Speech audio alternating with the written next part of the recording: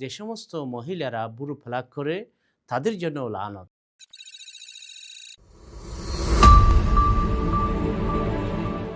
আসসালামু আলাইকুম ওরহমতুল্লাহি ওবরকাতুহু। ইন্নাল হামদালিল্লাহ ওয়াসসালাতু ওয়াসসালামু আলা মাল্লা নবিয়্যা বা'দা, আম্মা বা'দ।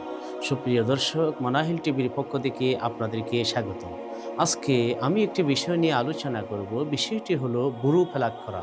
অনেক মহিলাদেরকে দেখা যায় যে তাদের যে একেবারে চুকির উপরে যে বুড়ো রয়েছে সেই বুড়ো থেকে কিছু তারা উপড়ে ফেলে।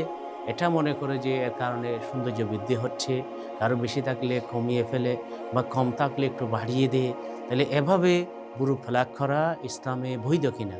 রাসূল সাল্লাল্লাহু আলাইহি ওয়াসাল্লাম হাদিসের মধ্যে ইরশাদ করেন, লাহানাল্লাহু আল ওয়াশিমাত ওয়াল মুস্তাওশিমাত।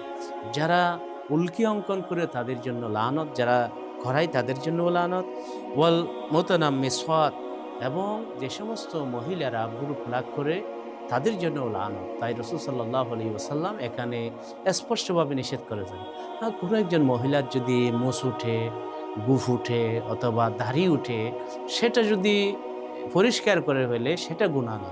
কারণ পুরুষদের জন্য দাড়ি, মহিলাদের জন্য মাথার চুল, এটাই হলো সৌন্দর্য।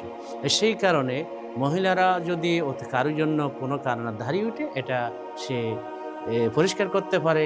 যদি মোষ বা এখানে গোঁফ উঠে, সেগুলো পরিষ্কার করতে পারে।